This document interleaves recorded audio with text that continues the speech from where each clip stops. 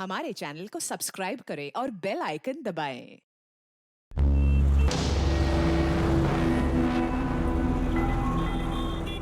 राधा, थोड़ी सी चाय मिल सकती है क्या? जी चाचा जी, बस 5 मिनट दीजिए।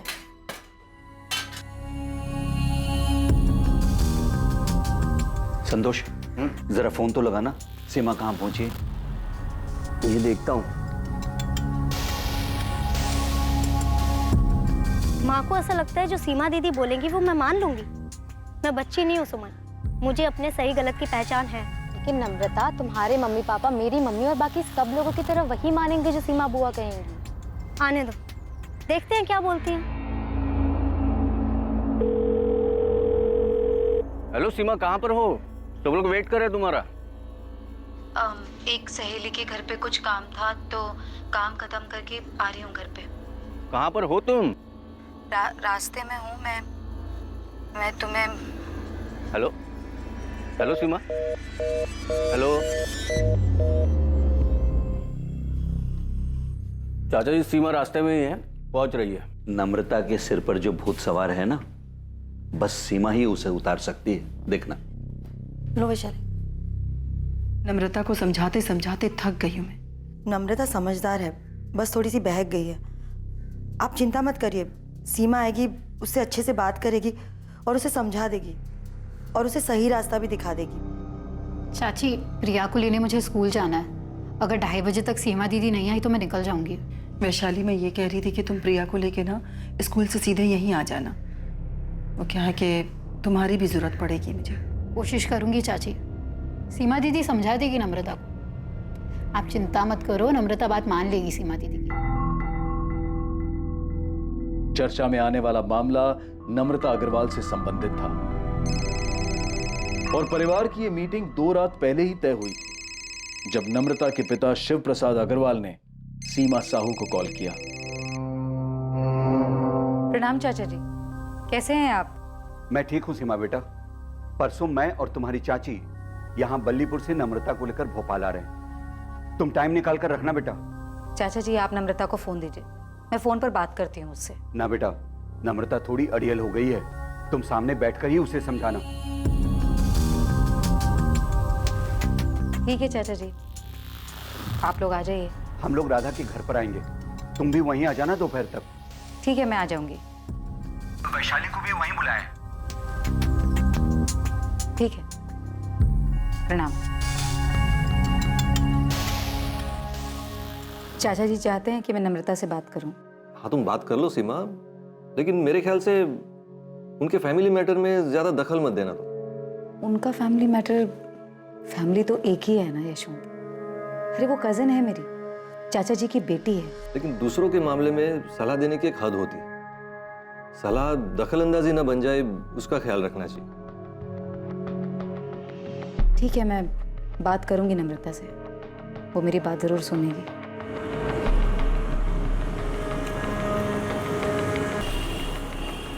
और 21 मार्च को शिव प्रसाद अग्रवाल और लता अग्रवाल अपनी बेटी नम्रता को लेकर सीमा के पास सलाह मशवरे के लिए भोपाल पहुंच गए। लगभग हर परिवार में एक ऐसा सदस्य होता है जो सबसे ज्यादा भरोसेमंद माना जाता है, जिसके पास सब अपनी परेशानी का हल ढूंढने के लिए जाते हैं। मुश्किल से मुश्किल घड़ी में भी जिसके पास हर जरूरी मामले का हल मिल जाता है। एक ऐसा सदस्य जिसके पास हर मसले पर कोई ना कोई सलाह और जरूरत पड़ने पर अपनी सलाह को मनवाने का अधिकार भी होता है। और इस परिवार की वो सदस्य है सीमा साहू। लेकिन 20 साल की नम्रता के साथ संकट की इस घड़ी में सीमा साहू नहीं है। सीमा साहू ने कहा था कि वो आएगी, लेकिन वो नहीं आई। मैं तो ऑफिस में हूँ संतोष, मेरी कुछ बात नहीं हुई सीमा से। यशवंत, मेरी 1 घंटे पहले सीमा से बात हुई थी, करीब 1:45 बजे। सीमा ने बोला था कि वो अपनी सहेली के यहाँ पे है और थोड़ी देर में पहुंच जाएगी। 3:15 बज गए, अभी तक आई नहीं वो। उसका फोन भी बंद आ रहा है। मैं देखता हूँ संतोष, लेकिन मुझे पता नहीं सीमा किस सहेली के घर क्यों जाने वाली थी। ठीक है।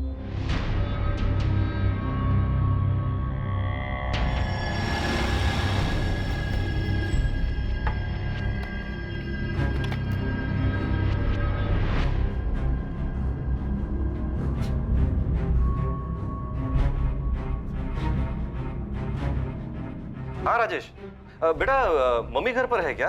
नहीं पापा, यहाँ पर तो ताला लगा हुआ है। और अगर मम्मी राधा मामी के घर जाने वाली थी तो अभी घर वापस क्यों आती? जरा पड़ोस में पूछो, मम्मी कहीं किसी के घर कुछ काम से तो नहीं गई?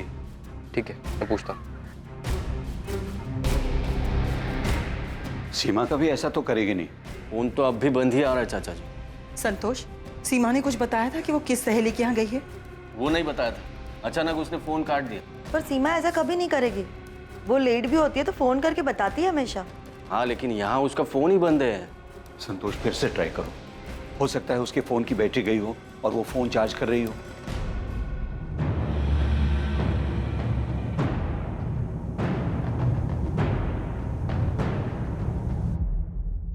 पांडे जी, हॉस्पिटल्स में चेक कराइए कि कहीं कोई एक्सीडेंट का केस वेस तो नहीं आया।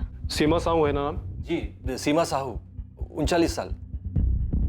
मैडम, मेरी वाइफ कभी ऐसा नहीं करती। वो कभी अपना फोन ऑफ नहीं रखती। मम्मी घर से 11 बजे निकली थी। मैंने पड़ोस में रहने वाली गायत्री आंटी से पता किया।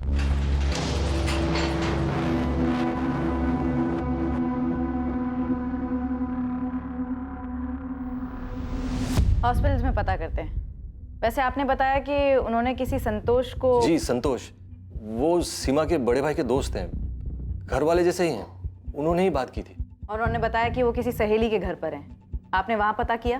कौन सी सहेली पता नहीं ना। सीमा के दोस्त हैं, वो तो हमारे मोहल्ले में ही रहते हैं। और मैडम, आज सीमा के चाचा जी खास बल्लीपुर से यहाँ आए थे सीमा को मिलने। उनकी मीटिंग तय थी। पर इसमें सीमा का इस तरह कहीं चले जाना। ठीक है, देखते हैं। वैसे हम कल तक वेट करके ही मिसिंग का FIR बना सकते हैं। आपकी वाइफ अडल्ट हैं। आप लोग अपनी तरफ से कोशिशें जारी रखिए। हो सकता है किसी के घर पर हो। पूछताछ करते रहिए। जी मैम।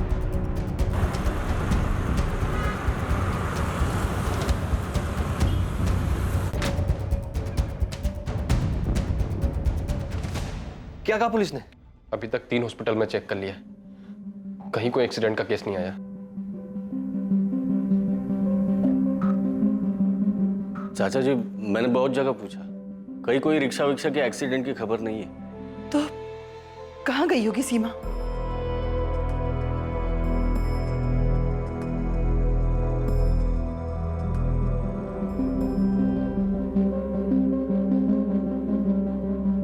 सुमन, ये नम्रता से तेरी बात हो रही थी? हाँ, बातें तो हो ही रही थी।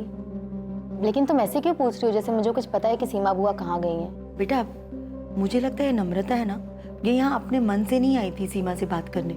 चाचा चाची इसे जबरदस्ती लेकर आए हैं। अम्मा, तुम खुद नम्रता से क्यों नहीं पूछ लेती? उसे पता होगा कि सीमा बुआ यहाँ क्यों नहीं आई।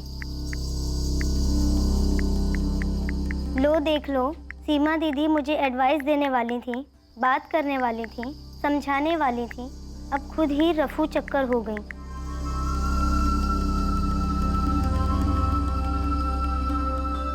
मैंने कहा था तुझसे नम्रता, जो होगा अच्छे के लिए ही होगा, टेंशन मत लेना।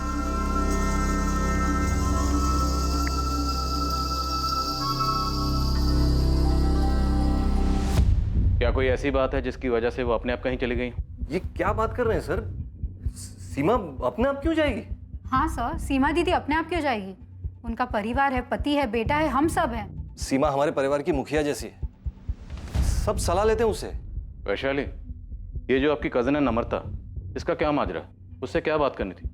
सीमा को क्या समझाना था उसे? फैमिली मैटर था। तो फिर जाइए और जाकर अपना फैमिली मैटर सॉल्व करिए। जब तक आप हमें पूरी बात नहीं बताएंगे, हम उसे ढूंढेंगे कैसे? सर, नम्रता के गांव बल्लीपुर में एक लड़का है, हिमांशु कनौजिया। नम्रता उससे शादी करना चाहती है।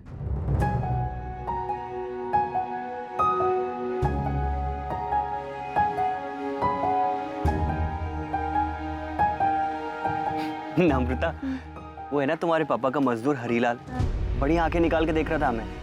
पक्का वो पापा को जाके चुगली करेगी। तू एक काम कर, तू अपने मम्मी पापा को जाके खुद सामने से बोल दे। मैं भी माँ से बोल देता हूँ कि रिश्ता लेकर पहुँच जाए। हाँ ठीक है, मैं बोल देती हूँ कि मैं हिमांशु कनौजिया से प्यार करती हूँ। जैसे ये बात सुनकर तो मम्मी पापा खुशी से नाचने लगेंगे ना। अब नाचे या फिर तांडव करे, बताना तो पड़ेगा ना मेरी जान। पापा, मैं हिमांशु से शादी करूँ, आप चाहे हाँ कहें या ना। हमारी नाक कटवाएगी तो? नम्रता, इस पूरे जिले में हिमांशु कनौजिया ही मिला तुझे? हाँ, ऐसा कौन सा पहाड़ टूट गया माँ? हिमांशु काम करता है, मेहनत करता है, दिक्कत क्या है? वो हमसे थोड़ा नीचा है, यही दिक्कत है ना। मुझे इससे कोई दिक्कत नहीं। हम कहीं के नहीं रहेंगे बेटा, अगर तू उसके साथ ऐसी हरकत करेगी तो।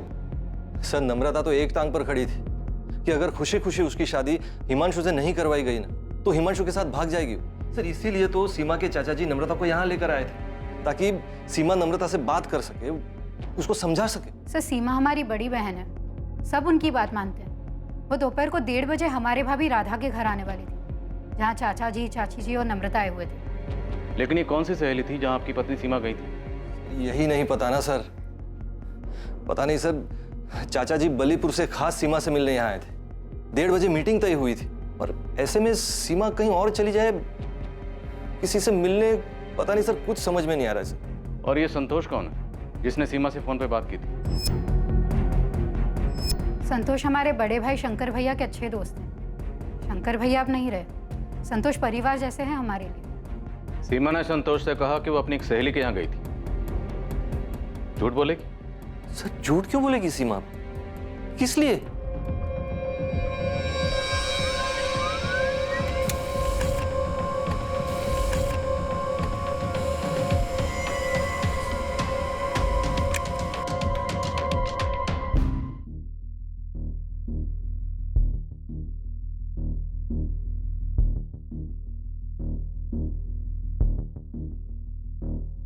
सारे हॉस्पिटल चेक किए, एक्सीडेंट तो नहीं हुआ है। नॉर्मल नहीं है साहब ऐसे गायब होना।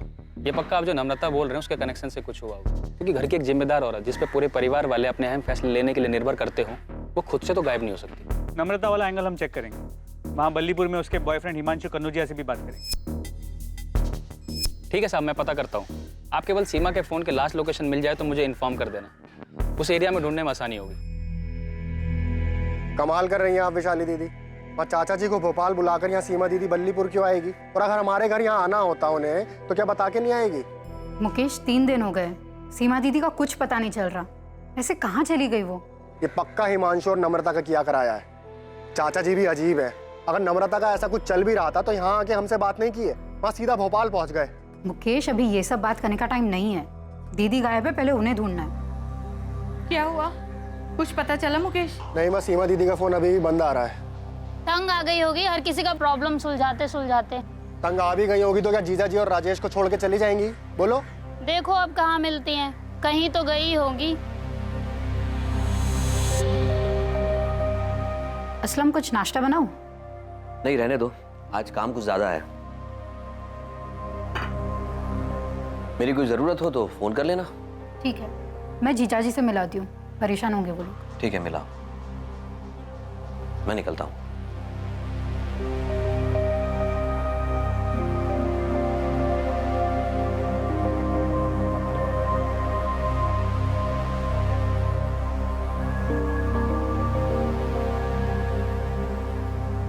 पापा, सीमा दीदी गायब होगी तो हिमांशु क्या कर सकता है? उसे वहाँ बल्लीपुर में पुलिस क्यों उठाने के लिए गई है? नम्रता, भोपाल आने से पहले कुछ बात हुई थी सीमा से तुम्हारी?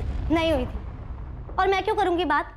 मुझे यहाँ पर जबरदस्ती बात करने के लिए बुलाया गया था, तो मैं उनसे सामने से क्यों करूंगी बात? नम्रता, कहीं तुमने और हिमांशु ने तो कुछ नहीं किया? हाँ पापा, मैंने और हिमांशु दोनों ने मिलकर सीमा दीदी को गायब कर दिया, ताकि वो मुझसे कोई बात ना कर सके, मुझे अपना लेक्चर ना दे सके। बस सीमा दीदी खुद ही चली गई है यहाँ से।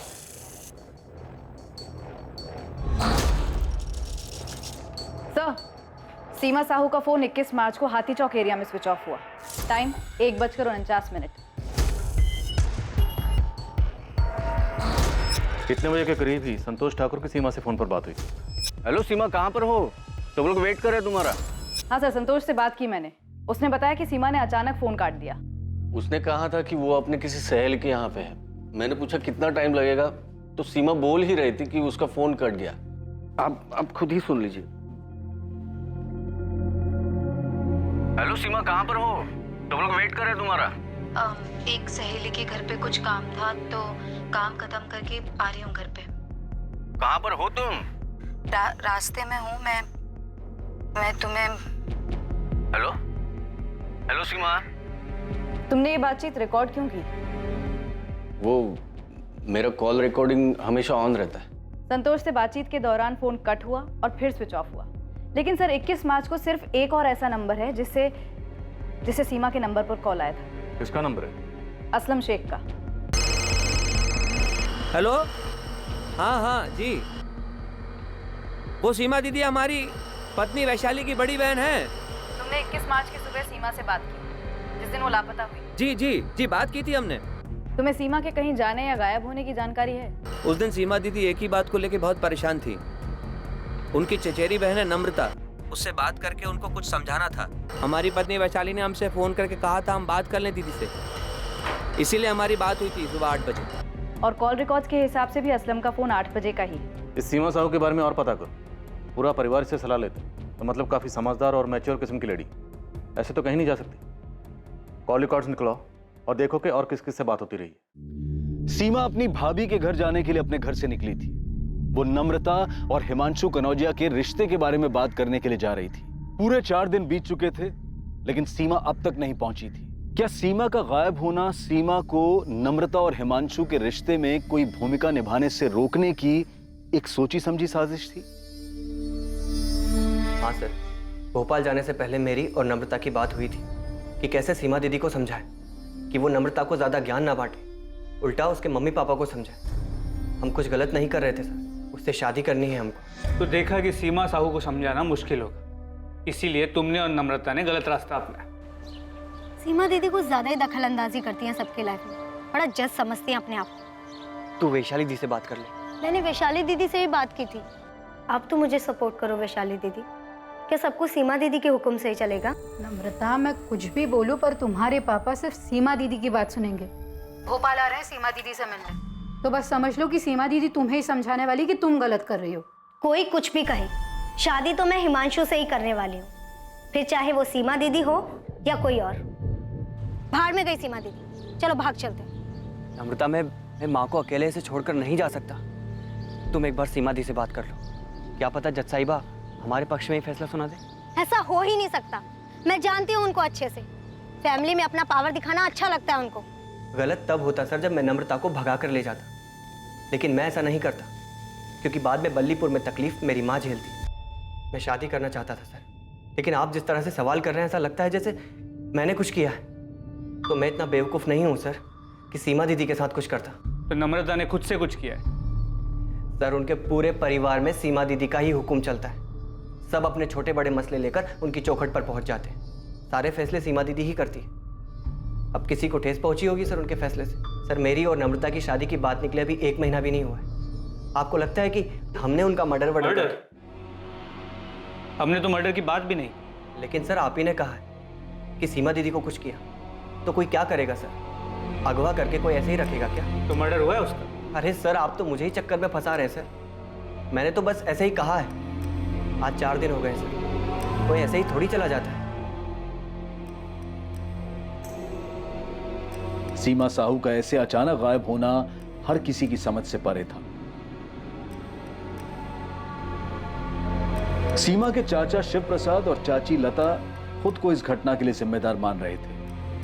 कहीं सबके पीछे की वजह यह तो नहीं थी कि वो सीमा से अपनी बेटी के लिए सलाह मशवरा करना चाहते थे। परिवार के सभी लोग सीमा को अपनी शक्ति का स्रोत और सबसे विश्वसनीय मानते थे, लेकिन अब किसी को समझ में नहीं आ रहा था कि सीमा कहां चली गई और उसके साथ क्या हुआ।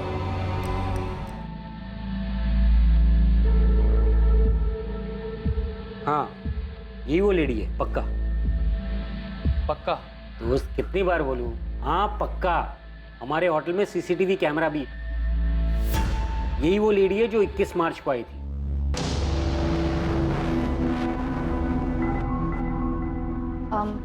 Room number 201, Mukhtar Syed.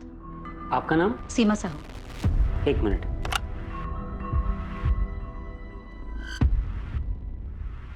मुख्तार सैयद, ये कौन है?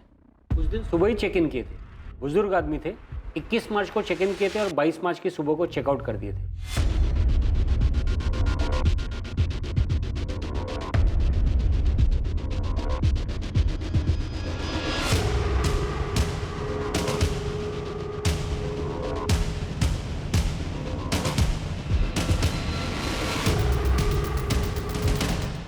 तो ये सीमा साहू रूम नंबर 201 में मुख्तार सैयद से मिलने गई थी। हाँ, मैंने मुख्तार जी से बात की थी और फिर इस लेडी को उनके कमरे में भेजा था।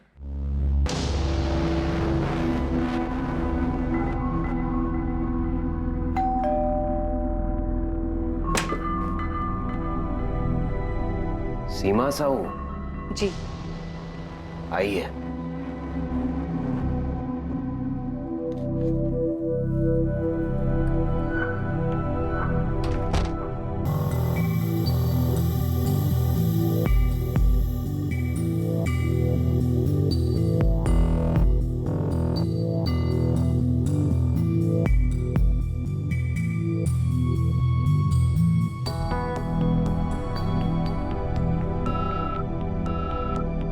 ये रेड साइन होटल हाथी चौक पर है मैडम, जहां आपने कहा था कि सीमा साहू का फोन स्विच ऑफ हुआ है। लेकिन सीमा ये मुख्तार सैयद से मिलने क्यों गई थी?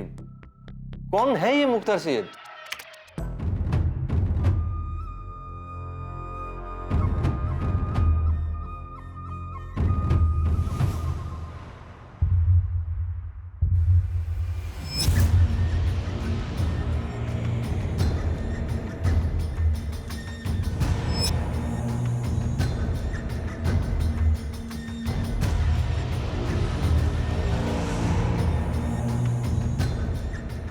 पता नहीं सर ये कौन है। हमें होटल के रिकॉर्ड से ये आधार कार्ड मिला। अगर ये आधार कार्ड असली है तो हम इसकी बाकी डिटेल्स निकलवाएंगे। और आप इस तस्वीर को देखिए, ये कोई बाबा किस्म का आदमी लगता है। क्या सीमा किसी बाबा से मिली थी?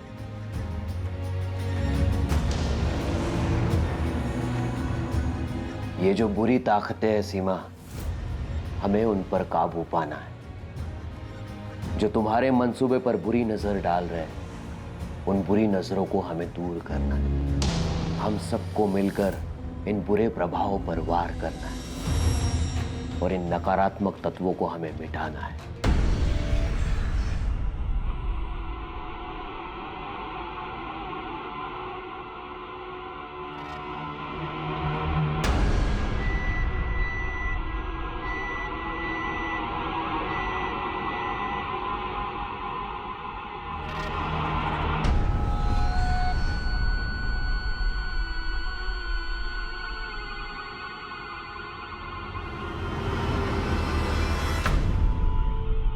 क्या इससे वो सारी बुरी शक्तियां खत्म हो जाएंगी जो आसपास मंडरा रही हैं? सब कुछ खत्म हो जाएगा, धीरे धीरे सब कुछ खत्म हो जाएगा।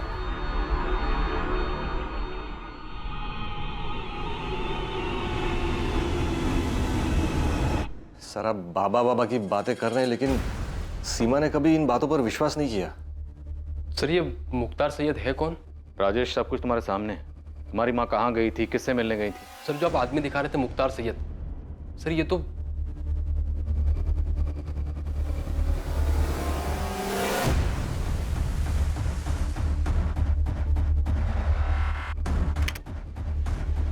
ध्यान से देखिए सर, इस आदमी के चेहरे पे दाढ़ी मूंछ सब कुछ नकली लग रहा है।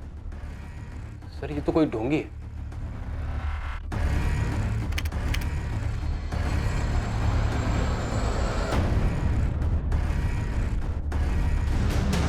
सही कह रहे हो राजेश, इसकी दाढ़ी मूंछ नकली लग रही है। पर इस तरह के आदमी से मिलने के लिए तुम्हारी माँ क्यों गई होगी?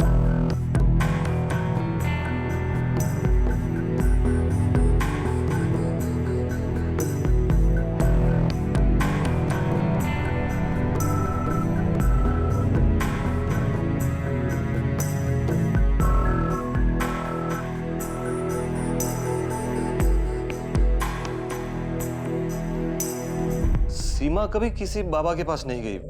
वो सिर्फ गुरु प्रमोद जी की प्रवचन सभा में जाती थी, वो भी हफ्ते में एक बार। मनुष्य को सब कुछ समय पर ही छोड़ देना चाहिए। समय आने पर सभी काम अपने आप होने लगते हैं।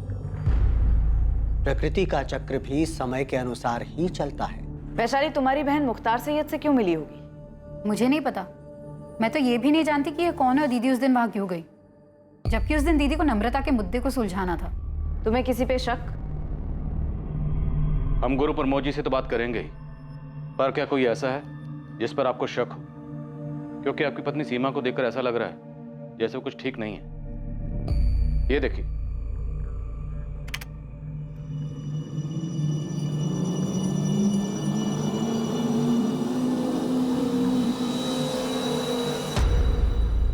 सीमा जिस तरह से चल रही है, ऐसा लग रहा है जैसे ये नशे में।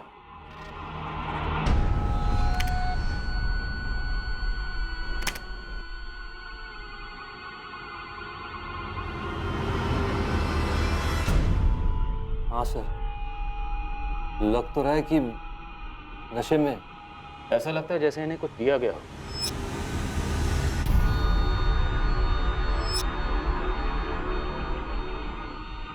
हाँ, ऐसा लग रहा है कि सीमा दीदी को किसी ने कोई नशीली चीज़ खिलाई पिलाई होगी। ऐसा ही लग रहा है। हमने उसकी आवाज़ भी सुनी। संतोष ने उसके साथ हुए कॉल को रिकॉर्ड कर लिया था। एक सहेली के घर पे कुछ काम था तो काम खत्म करके आ रही हूँ घर पे। कहाँ पर हो तुम? रास्ते में हूँ मैं तुम्हें। हेलो हेलो सीमा।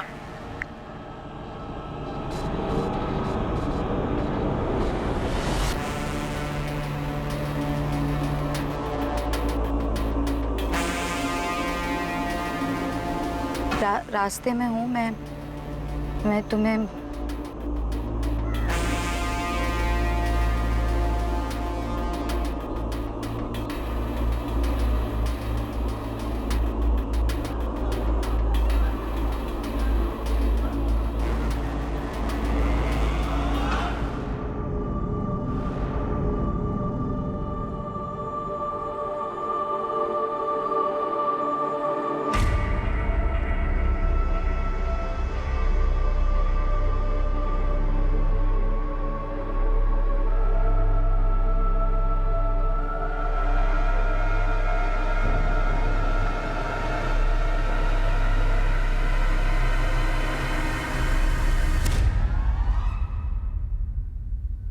जीजा जी, ये संतोष ने कुछ किया है।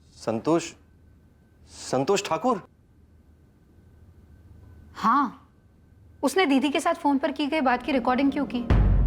क्यों किया होगा उसने ऐसा? और ये सब कुछ मुकेश मामा ने किया है, उन्हीं का हाथ है इसमें। तुम्हारे मुकेश मामा जो बल्लीपुर में रहते हैं? हाँ।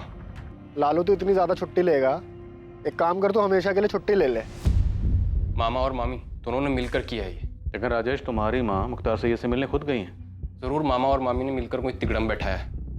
मामा बहुत गुस्सा है मम्मी पे। जब खेत की सारी देखभाल मैं करता हूँ, अनाज की सारी बिक्री और सब कुछ मैं ही देखता हूँ, और उसमें से जो भी पैसा आता है तो इतना सारा पैसा मैं हर महीने राधा भाभी को क्यों दूं? मुकेश, क्योंकि वो अकेली हैं। उनके स्वर्गवासी पति शंकर भैया तुम्हारे, मेरे और वैशाली, हम तीनों के बड़े भाई थे। अरे इतनी समझ तो होनी चाहिए तुम में। अच्छा, तो मतलब मेहनत मुकेश करे और खाए सब।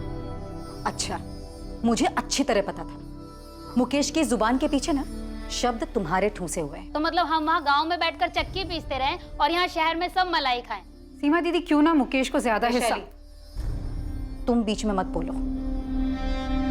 अरे घर हमारे पापा का है, खेत हमारे पापा का है, और मुकेश इस समय जो बात कर रहा है ना, घर और खेत बेचने वाली। तो क्या हमारा हक नहीं बनता गाँव छोड़कर शहर आकर एक बेहतर जिंदगी जीने की? बेशक शहर आओ, लेकिन खेत और घर बेच कर नहीं। मतलब हम अपनी जिंदगी गांव में बैठ के पिसवाएं और आप लोग यहाँ मजे से ठाट से रहो। जो भी हम खेत में मजदूरी करते हैं उसका हिस्सा सबको मिले, लेकिन एक फैसला नहीं कर सकते घर और खेत बेचने का। अरे मुकेश, खेत और घर में शंकर भैया तुम्हारा, मेरा और वैशाली का, हम सबका बराबर का हिस्सा है। हमारी शादी से पहले सब काम मुकेश ही संभालता आ रहा था और शादी के बाद हम दोनों मिलकर संभाल रहे हैं। हाँ, तो अब नहीं संभाला जा रहा है ना, तो छोड़ दो। वहां हम किसी और को लगा देंगे, माँ को अपने पास बुला लेंगे। तुम और मुकेश निकल जाओ इन सबके बीच से। सीमा, गुस्से पर काबू रखो। यशवंत, मुझे पता है मैं क्या कर रही हूँ और क्या बोल रही हूँ। अरे मुकेश को ये सारी चाबी चढ़ाने वाली ना ये चंचल है। अच्छा, मैंने चाबी चढ़ाई है? मतलब आज तक आप दोनों बहनें मिलके मुकेश को अपने अंगूठे के नीचे दबाकर चलती आई और आज जब मुकेश की जबान चलने लगी तो मैंने चाबी चढ़ाई। चंचल, तमीज में बात करो। अरे तुम भी डरपोक हो। ये सीमा दीदी आज तक अपनी मनमानी करती है और आगे भी अपनी चलाती रहेंगी। चंचल! अरे दीदी, आप भी इन्हीं के नीचे दबी हुई हैं। चल, चुप कर। चुप। मुकेश मामा और चंचल मामी के अंदर बहुत गुस्सा भरा मम्मी के लिए। तो तुम्हें लगता है मुख्तार सैयद उनका भेजा हुआ कोई बंदा हो सकता है? संतोष, हाँ हमें भी डाउट तो हुआ था कि संतोष ने कॉल रिकॉर्ड क्यों किया। जीजा जी मानने को तैयार नहीं है, लेकिन मैं कह रही हूँ ये संतोष की नज़र दीदी की तरफ मुझे कभी ठीक नहीं लगी। मुझे भी अजीब लग रहा है कि उसने आके दीदी का कॉल रिकॉर्ड क्यों किया। क्या हुआ था सीमा साहू के साथ? किसी को भी नहीं पता था कि सीमा मुख्तार सैयद से मिलने क्यों गई थी, और ना ही किसी को यह अंदाजा था कि वो ऐसा क्यों करेगी। हालांकि सीमा के बेटे राजेश को अपने मामा मुकेश और मामी चंचल पर शक था, और सीमा की बहन वैशाली सीमा के दोस्त संतोष ठाकुर को कटघरे में खड़ा कर रही थी। लेकिन मुख्तार सैयद का खुलासा सबके लिए चौंका देने वाला था।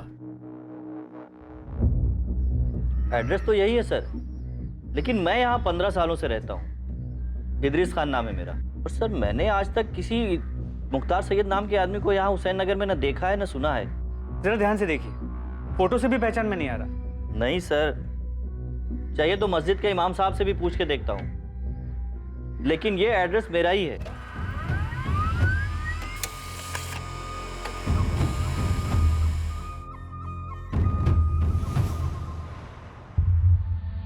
सर ये आधार कार्ड फर्जी है। ये आधार कार्ड नंबर किसी और के नाम पे रजिस्टर्ड, जिसका किसी भी मुख्तार सैयद नाम के आदमी के साथ दूर दूर तक कोई भी रिश्ता नहीं। सिम कार्ड 19 मार्च को खरीदा गया, लेकिन ना ही उससे कॉल कोई किया गया और ना ही कोई कॉल आया उस पर। यही वो नंबर है जिसकी डॉक्यूमेंटेशन के लिए आधार कार्ड इस्तेमाल हुआ? जी सर, लेकिन फर्जी है। पर ऐसे किसी भी फर्जी मुख्तार सैयद से मिलने के लिए सीमा साहब क्यों जाएगी? सर कोई तो वजह हो। सीसीटीवी कैमरा में साफ दिख रहा है कि सीमा वहाँ मुख्तार से मिलने गई थी। अब वो खुद से गई थी या किसी के इशारे पे गई थी, पर वो वहाँ गई थी, तो कोई तो वजह होगी।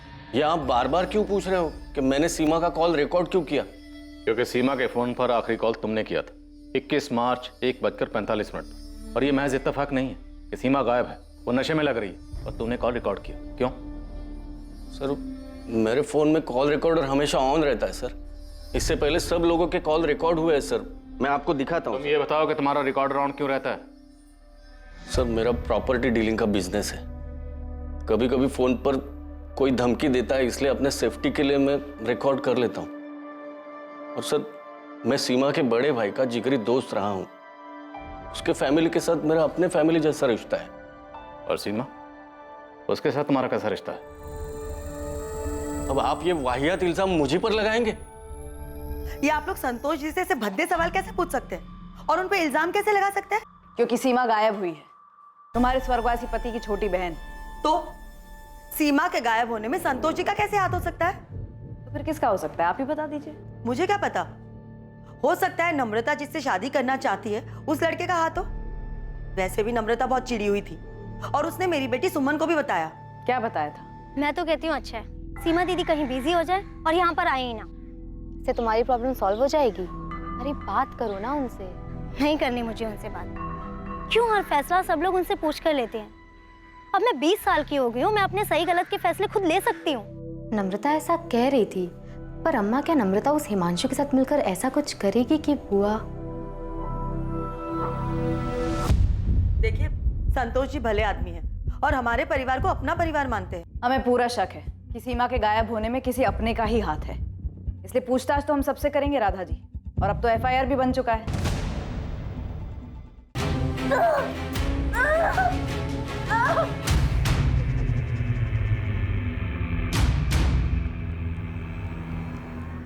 मैं क्यों अपनी दीदी के साथ कुछ करूंगा?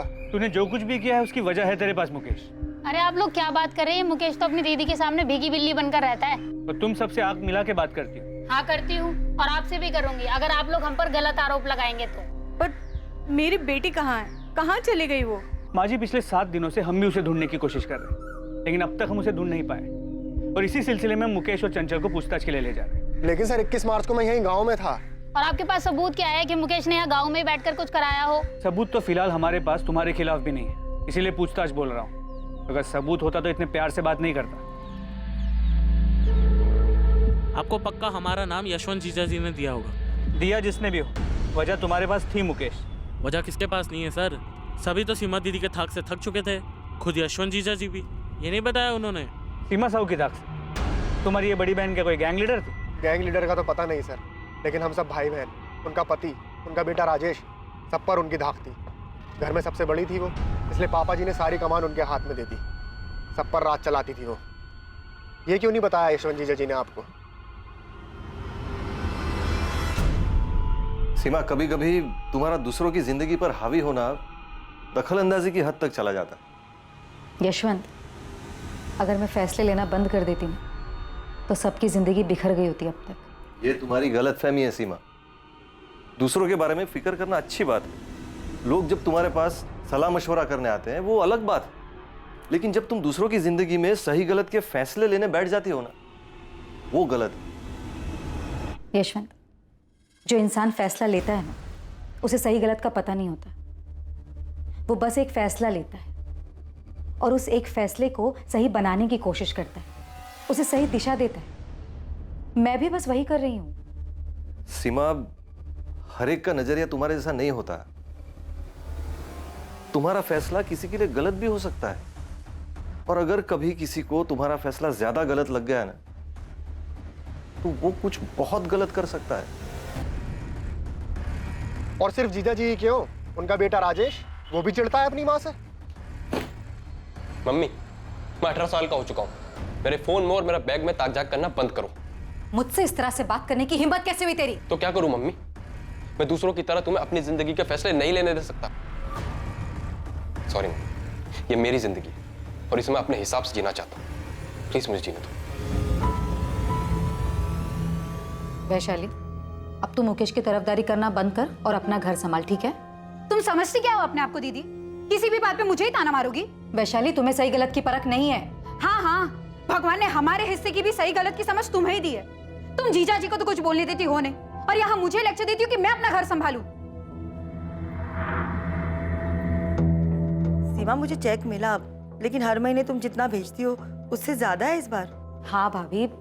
अच्छा, सुमन को जो एक्स्ट्रा क्लासेस ज्वाइन करनी थी ना उसके कोर्स के लिए, उसे ज्वाइन करने दीजिए। हमारी सुमन पढ़ाई में बहुत अच्छी है भाभी, और शंकर भैया भी तो चाहते थे ना उसे खूब पढ़ाना। सीमा, कितना ख्याल रखती हो तुम हमारा। हमारी हर छोटी से छोटी बात तुम्हें याद है।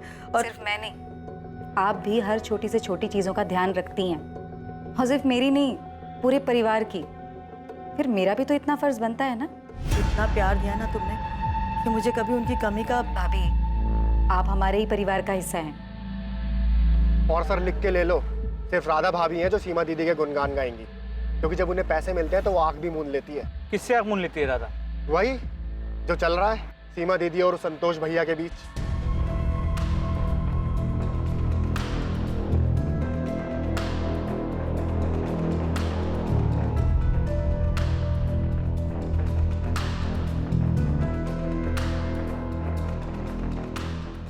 पिंटू, मुझे किसी भी सूरत में ये इन्फॉर्मेशन चाहिए कि सीमा साहू इस मुख्तार सैयद से मिलने होटल क्यों गई। ठीक है साहब, मैं पता करता हूँ, लेकिन आप एक बार असलम शेख से भी पूछताछ करो साहब।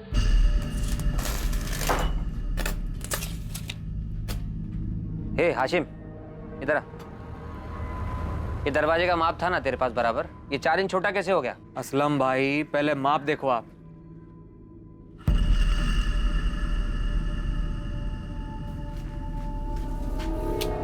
ये शमशेर ने यही माप दिया था। ए हाशिम, क्या कुछ भी? मुझ पे क्यों इल्जाम लगा रहा है?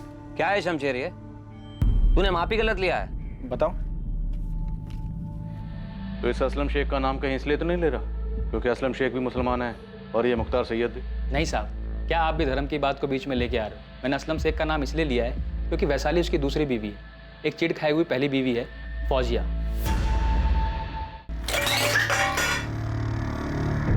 अगर खाने की चीज को दोबारा ऐसे फेंका ना तो 2 थप्पड़ लगाऊंगी। अब जाओ, खुद साफ करो, उठाकर प्लेट में रखो और खाओ। पापा भी तो ऐसी प्लेट फेंकते हैं। पापा जैसे बनोगे तुम? पापा जैसे बनोगे तुम? हाँ? तुम भी तो उनके जैसे मुझे मारती हो। वो तुम्हें मारते हैं और तुम मुझे मारती हो। साहब, इस फैमिली में बहुत कुछ प्लास्टिक पेंट चढ़ा हुआ है। ये फौजिया नफरत करती थी वैशाली से और उससे भी ज्यादा सीमा साहू से, क्योंकि सीमा ने ही वैशाली और असलम शेख की शादी के लिए मंजूरी दी थी। फौजिया के पति को घर से छीन के लेके आ गई थी। सर, 5 कांस्टेबल्स को हाथी चौक से लेकर राधा के घर और सीमा के घर तक 10 बार दौड़ा चुकी। इन दोनों इलाकों में किसी ने भी 21 मार्च के दिन सीमा को घर वापस आते या कहीं और देखे जाने की कोई जानकारी ही नहीं है। आज पूरे 7 दिन हो, वो इतने दिनों तक सीमा को छुपा के रखेगा? साहब, ये लेडी परिवार के अंदर ही सबके रास्ते में आ रही थी। मुझे तो ऐसा लग रहा है किसी ने इसको रास्ते से हटाया।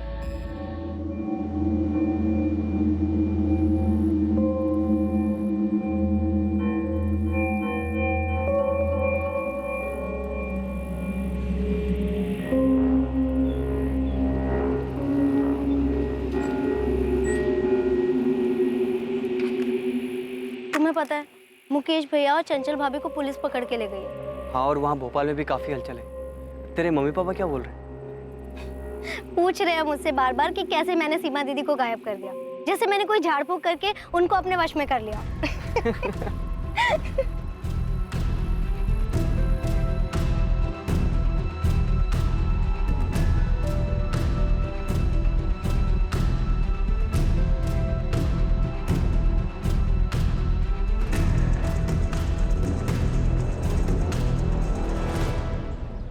ईशा, हम दोनों को कोई भी अलग नहीं कर सकता, कोई भी नहीं।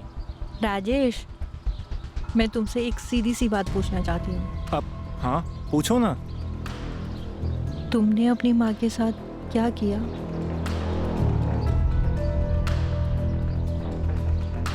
कभी कभी लगता है कि सीमा को ऐसे सब लोगों के लाइफ में घुसना नहीं चाहिए था। संतोष जी, आपको वो कॉल रिकॉर्डिंग डिलीट कर देनी चाहिए।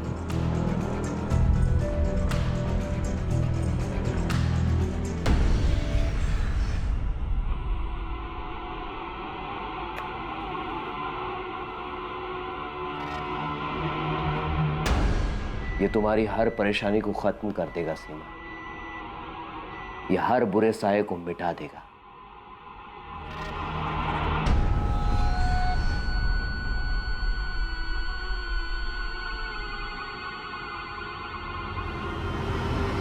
हमें सबसे अलग अलग पूछताछ करनी होगी सर। सबको कोई ना कोई शिकवा रहा है इस सीमा साहू से। सर, मुझे इस बात का डर है कि शायद हम सीमा साहू को जिंदा ना पाए। मुझे भी यही लग रहा है। ऐसा लगता है कि सीमा साहू को बुरी तरह से किसी जाल में फंसाया गया, और ये जाल उसके किसी अपने नहीं बिछाए। सीमा साहू एक दृढ़ महिला थी, वो ऐसी बिल्कुल नहीं थी कि इतनी आसानी से कोई गलत कदम उठाए और मुख्तार सैयद जैसे फर्जी आदमी से मिलने चली जाए। जी सर, बिल्कुल किसी अपने ने ही धोखा दिया है सीमा को, या फिर ये भी हो सकता है कि सारे अपनों ने मिलकर साजिश रची ताकि हमें कोई सुराग ना मिले। वाह मुकेश, पुलिस की गाड़ी में तो तुम्हारे तेवर ही कुछ अलग थे। तुमने तो सारा चिट्ठा ही खोल दिया सबका। तुम्हें लगता है पुलिस हमारा भरोसा करेगी? यही तो प्रॉब्लम है ना तुम्हारे साथ। सीमा दीदी ने ना तुम्हें खुद पर ही भरोसा ना करने लायक बनाकर छोड़ा। अरे कॉन्फिडेंस दिखाओ, थोड़ा कॉन्फिडेंस।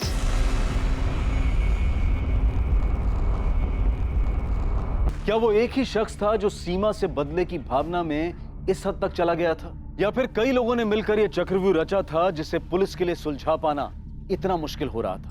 सीमा साहू गुरुजी के पास जाया करती थी। क्या गुरुजी के पास सीमा साहू के इस तरह अचानक गायब हो जाने का जवाब था? सीमा एक बहुत ही भली और न्यायप्रिय महिला थी जो अपने परिवार के हर व्यक्ति के बारे में सोचती थी। ऐसे ही होते हैं जिम्मेदार। सीमा के सर पर भी जिम्मेदारी का बड़ा बोझ था। सीमा के भी परिवार में ऐसे बहुत से लोग होंगे जो हर चीज के लिए उसे जिम्मेदार ठहराते होंगे। क्या सीमा ने इस बारे में आपसे कोई जिक्र किया था? सीमा मेरी सभा में हमेशा आया करती थी। यहाँ उसे शांति सी मिलती थी, कभी कभी बातें भी किया करती थी। हाँ, कुछ था उसके मन में जो उसे परेशान कर रहा था। मैं नहीं जानती गुरुजी, लेकिन हाँ मैं ये जानती हूँ कि मैं हर वक्त सही नहीं हो सकती, लेकिन अगर हर किसी को सही निर्णय और सही फैसले के लिए मुझी से उम्मीद है तो मैं क्या कर सकती हूँ? कभी कभी समय को अपना काम करने देना चाहिए सीमा। मैं हर चीज समय पर नहीं छोड़ सकती गुरुजी, और उसमें खास तौर पर जब हर कोई अपनी परेशानी का हल ढूंढने के लिए मेरे ही दरवाजे पर आकर दस्तक दे। देखो सीमा, तुम सबकी परेशानी या उसके हल के लिए जिम्मेदार नहीं हो। क्या तुम अपने दरवाजे पर आने वाले हर एक इंसान को जवाब देना अनिवार्य समझती हो, या क्या तुम अपनी जिम्मेदारी के बोझ के तले इतनी बुरी तरह दब गई हो कि तुम्हें यह लगता है कि हर इंसान को अपनी परेशानी लेकर तुम्हारे दरवाजे पर दस्तक देने आना चाहिए? मैं श्योर नहीं हूँ गुरुजी, लेकिन शायद हाँ, क्योंकि कहीं ना कहीं मैं अपने परिवार के लिए सही डिसीजन लेते रहना चाहती हूँ। आखिर वो लोग मेरे अपने हैं और उन लोगों को मुझसे बहुत उम्मीद है। अगर तुम शांति चाहती हो तो तुम्हें दूसरों की अशांति से दूर रहना होगा। क्या यह अशांति इतनी बुरी थी कि सीमा को घर से भागना पड़ा? जी, सीमा ऐसी नहीं थी। ये तो साफ तौर पर एक मायाजाल नजर आ रहा है। ऐसा कौन हो सकता है जो उसे मुख्तार सैयद के पास भेज सकता है? वो वहां क्यों जा सकती है? किसी जवाब की तलाश में ही गई होगी, ठीक उसी तरह जिस तरह वो यहाँ आई थी। आप सही कह रही। जरूर उसे किसी ने अपने जाल में फंसाया है। सर मैं आपको पहले ही बता चुका हूँ कि 21 मार्च की सुबह को मेरी और सीमा दीदी की फोन पर क्या बात हुई थी।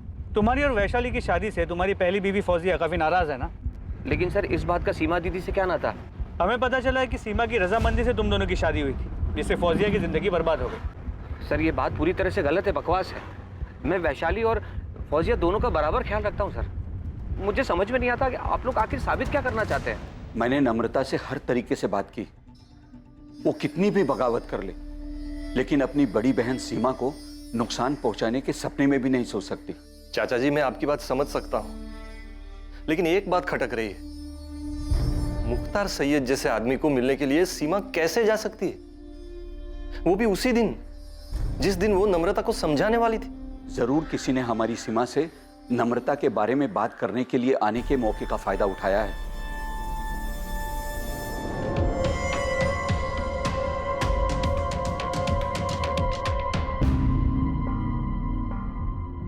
सर मैं नहीं जानता ये मुख्तार सैयद कौन है।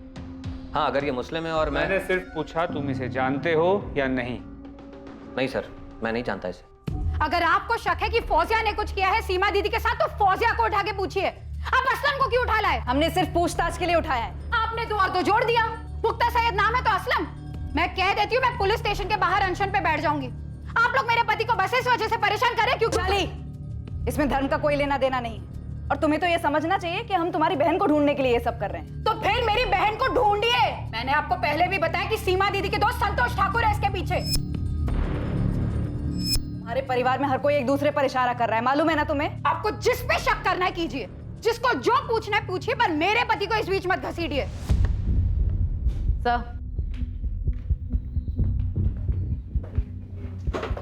सर ये वैशाली बहुत हंगामा कर रही है, धमकी दे रही है कि अगर हमने असलम को नहीं छोड़ा तो वो बाहर अनशन पर बैठ जाएगी। चोर की दाढ़ी में तिनका। कह नहीं सकते सर, पर ये सिचुएशन मुश्किल हो सकती है। उसने सीमा के हस्बैंड यशवंत को फोन करके बुला लिया है और बाकी लोगों को भी इकट्ठा कर रही है। ठीक है उसे बोलो 10 मिनट में असलम को पूछताछ करके छोड़ते हैं। सर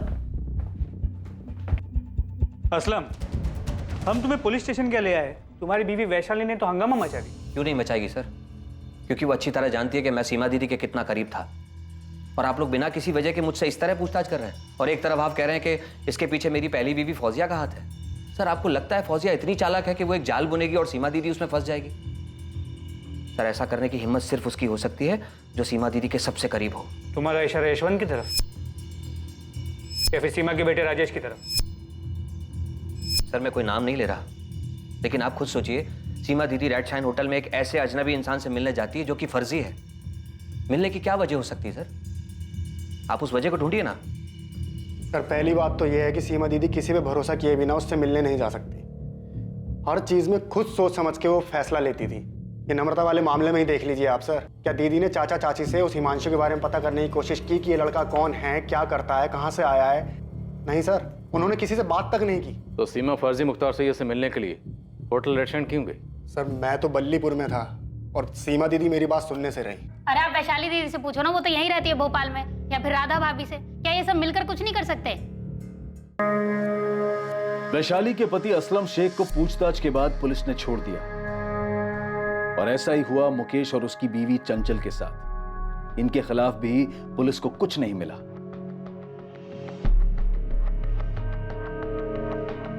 पुलिस ने हर उस शख्स के फोन रिकॉर्ड्स चेक कर लिए थे जो सीमा साहू के करीब था। सीमा साहू के पति और उसके बेटे ने अखबारों में इश्तिहार दिया जिसमें सीमा साहू को ढूंढने वालों के लिए इनाम घोषित किया गया था। सर शक के घेरे में जितने भी लोग थे सबके कॉल रिकॉर्ड्स चेक कर लिए, लेकिन किसी के भी कॉल रिकॉर्ड्स में से कुछ भी नहीं मिला है। मालती ऐसा कैसे हो सकता है? एक भी कॉल ऐसी नहीं है जिससे ये लगे कि सीमा साहू को फंसाया जा रहा है। नहीं सर, सीमा के पति यशवंत और उसके बेटे राजेश के कॉल रिकॉर्ड्स भी चेक किए, ये सोचकर कि शायद कोई पर्सनल एंगल होगा, लेकिन किसी से भी कोई भी सुराग हाथ नहीं लगा है। तो फिर मामला है कहाँ? सीमा के पति यशवंत ने सीमा की तस्वीर अखबार में छपवाई, लेकिन सीमा का कोई अता पता नहीं, अभी तक कोई सामने नहीं आया। सर ये हाथी चौक में मैं इतने दिन से जितने भी रिक्शे वाले और प्राइवेट टैक्सी वाले हैं सबको ये फोटो दिखा के घूम रहा हूँ, पर ये सीमा साहू किसी भी पब्लिक ट्रांसपोर्ट से होटल रेड साइन तो आई नहीं है। कोई तो है जो उसे लेके आया है यहाँ। इस मुख्तार सैयद का कुछ पता चला? साहब इस फोटो से तो कोई भी इसे पहचान नहीं रहा। आपके साइबर सेल से इसके बिना मुझ दाढ़ी वाली फोटो आने वाली थी ना, तो कल तक आ जाएगी। सीमा ने कोई पब्लिक ट्रांसपोर्ट नहीं लिया, तो ज़रूर उसका कोई अपना ही उसे होटल रेस्टोरेंट होटल लेकर गया, और ये सब कुछ बड़ी सोची समझी साजिश के तहत किया गया। तो ये जो भी है बहुत शातिर है, खुद तो अंदर गया नहीं और सीमा को अकेले अंदर भेज दिया। मैं थोड़ी देर में आती हूँ।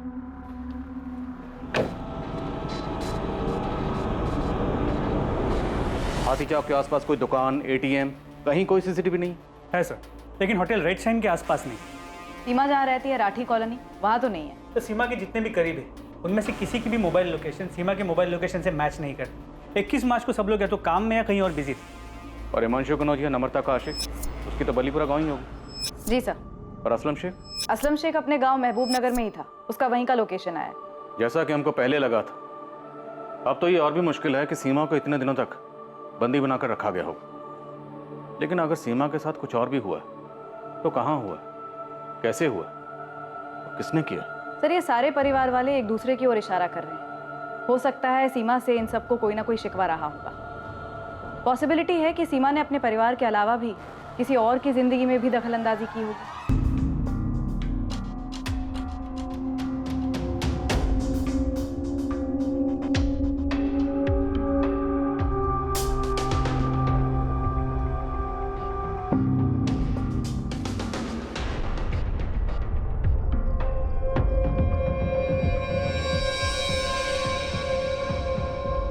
का आदमी नहीं सर, उस बारे में मुझे कुछ नहीं पता, लेकिन हमारे मोहल्ले में सीमा का सबके साथ बहुत अच्छा था। लोग बहुत इज्जत करते थे उसकी, अपनी परेशानियां लेकर आते थे उसके पास सलाह मशवरा के लिए। एक बात समझ से बाहर है कि सीमा किसी फर्जी इंसान को मिलने क्यों जाएगी?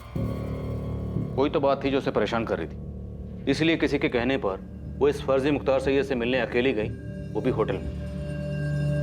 नरेश नागपाल, वैशाली का पहला पति सर, वो सीमा से काफी नाराज था। सीमा तुम्हारी बहन तुम्हारा इस्तेमाल कर रही है मेरे बारे में गलत अफवाह फैलाने के लिए। अरे ये हमारे आपस का मामला है, और वो ऐसे कैसे घर छोड़ के जा सकती मेरी बेटी के साथ? नरेश, प्रिया वैशाली की भी बेटी है। अरे तो मैं भी बाप हूं उसका। तो मैं मानता हूं कि मैंने उसके ऊपर हाथ उठाया है, लेकिन तुम भी अच्छी तरह से जानती हो तुम्हारी बहन कैसी है। वो जैसी भी है, लेकिन तुम्हें कोई हक नहीं है उसे इस तरह मारने का। मुझे अब इसके साथ नहीं जाना, नहीं रह सकती मैं अब और इसके साथ। अरे वैशाली, नरेश ने वादा किया है दोबारा तुम पर हाथ नहीं उठाएगा। अरे अब तो मैं भूल चुकी हूँ दीदी, भूल चुकी हूँ कि पिछले 5 साल में ऐसे वादे इसने मुझसे कितनी बार किए हैं। हाँ, मैं भी भूल चुका हूँ कि प्रिया को घर पे अकेले छोड़ के तुम कितनी बार खैर मदद के साथ बाहर घूमने गई हो। अब मेरा मुंह मत खुलवाना। नरेश बस। वैशाली, तुम दोनों के इस झगड़े का प्रिया पर क्या असर होगा? और इसकी करतूतों का प्रिया पर बड़ा अच्छा असर पड़ेगा ना। ये मुझे प्रिया के सामने मारता है, और अब मैं ऐसे चुपचाप मार खा के नहीं रह सकती दीदी। अरे नहीं रह सकती तो सुधार लो अपनी हरकतें ना। तुम पहले अपनी हरकतें ठीक करो, मैं तुम्हारे साथ नहीं आने वाली, और ये बात तो तय है। सर, वैशाली और नरेश का डिवोर्स हुआ नहीं अभी तक, लेकिन वैशाली नरेश के पास जाना नहीं चाहती। नरेश काफी नाराज हुआ था जब सीमा ने फैसला किया था कि वैशाली अब नरेश के पास नहीं जाएगी। सीमा ने यह फैसला लिया? तुम दोनों का जो ये मामला है ना, इसे सुलझाना नामुमकिन है। और जहां तक रही बात साथ रहने की, तो बेहतर ये होगा ना कि तुम दोनों अलग ही रहो। हाँ तो चला जाऊंगा, मुझे कोई शौक नहीं उसके साथ रहने का, लेकिन जाऊंगा तो अपनी बेटी के साथ। तुम लड़ाई लड़ना चाहते हो, लड़ो, लेकिन प्रिया वैशाली के साथ ही रहेगी। तुम्हारा पक्ष कमजोर हो जाएगा नरेश, ये ध्यान रखना।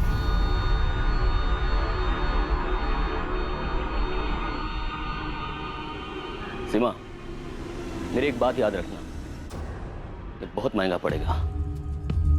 नरेश नागपाल सर, वही एक इंसान है जिसको मैं जानता हूँ, जिसने सीमा से नाराजगी जताई थी। हाँ सर। इस नरेश नागपाल से तो हम बात करेंगे। आप मुझे ये बताइए कि वो कौन सी बात थी जो सीमा को परेशान कर रही थी?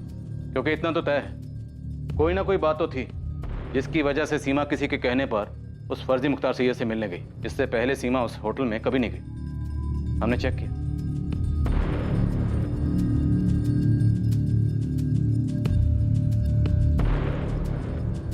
एक जवान आदमी बूढ़े के भेस में सीमा साहू से मिलता है, कहीं ये कोई हिस्ट्री शीटर तो नहीं? सर, हिस्ट्री शीटर्स को तो काफी खंगाला है। पिंटू खबरी ने भी काफी लोगों की तलाशी ली है। इस केस में हिस्ट्री शीटर्स का इस्तेमाल तो नहीं हो सकता, क्योंकि अगर ऐसा होता तो किसी भी तरीके की प्लानिंग की बात हमें जरूर पता चलती। फिर भी पता करो, हो सकता है कि पुराना हिस्ट्री शीटर हो। Okay sir. मालती, एक मिनट। जब हमने इस शख्स को सबसे पहले सीसीटीवी फुटेज में देखा था, तब सीमा के बेटे राजेश ने सबसे पहले ये पॉइंट आउट किया था कि इसकी मूछ, दाढ़ी और विग नकली है। ध्यान से देखिए सर, इस आदमी के चेहरे पे दाढ़ी मूछ सब कुछ नकली लग रहा है। सर ये तो कोई ढोंगी है। तो क्या राजेश को पहले से पता था कि असली नहीं, नकली? और जैसा कि हम सोच रहे हैं कि सीमा से कोई परेशान हो गया होगा, तो क्या ये परेशानी सीमा के अपने ही घर में उसके सबसे करीब थी? सीमा का बेटा राजेश, सर उससे पूछताछ करनी चाहिए।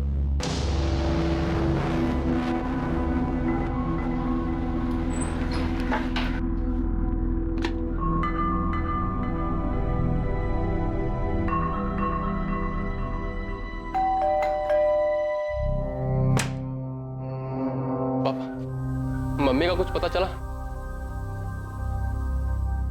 सीमा साहू की मौत हो चुकी थी और उसकी मौत को छुपाने के लिए उसकी डेड बॉडी को दीवार में चुनवा दिया गया था। और सीमा की मौत का संबंध निश्चित रूप से परिवार पे उसके नियंत्रण से था। 21 मार्च को सीमा साहू को एक ऐसे जाल में फंसाया गया जो सीमा की परेशानियों का अंत करने के झूठे प्रस्ताव के रूप में उसके सामने आया। क्या सीमा की यह परेशानी उसके बेटे राजेश को लेकर थी, या ये परेशानी वैशाली के पहले पति नरेश नागपाल से जुड़ी हुई थी? तूने सीमा को धमकी दी थी नरेश कि उसे बहुत महंगा पड़ेगा। अब बहुत महंगा पड़ेगा कहना मतलब ये थोड़ी है कि मैं उसे मार देता। मार देता? मतलब सीमा मर चुकी है? अब आपको जो समझना है आप समझिए। मैं आपसे पहले ही बता चुका हूं कि मेरा कोई लेना देना नहीं है इस चीज से। पर दर्द है तो सिर्फ इस बात का कि मैंने अपनी बेटी प्रिया को खो दिया, लेकिन उस चीज को मैं मन ही मन पी गया। अब सीमा को मार के या उसे गायब करके मैं कौन सा अपने घाव पे मरहम लगा लेता? वो तो खुद ही हताश थी। हताश? क्यों? अब आपको क्या बताऊं साहब, वैशाली ने क्या हरकत की थी।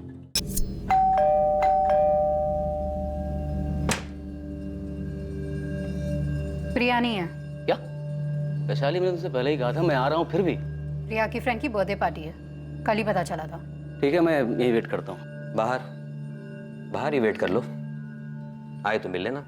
1 मिनट, आप कौन होते हमारे बीच में बोलने वाले? मैं। वो मेरे पति हैं। होशंगाबाद के जिस मोहल्ले में हम रहते थे वहाँ आए दिन खबर मिलती थी, आज वैशाली इसके साथ देखी गई, आज वैशाली उसके साथ देखी गई। और मुझे छोड़कर वो भी गई कहाँ? असलम के साथ, जो खुद शादीशुदा था। इन दोनों की शादी हुई भी थी कि नहीं किसे पता। यही बात पूछने के लिए मैं सीमा के पास गया था कि तुमने इसीलिए सपोर्ट किया था अपनी बहन का कि वो मुझसे अलग हो सके या फिर मेरी बेटी को मुझसे अलग कर दे।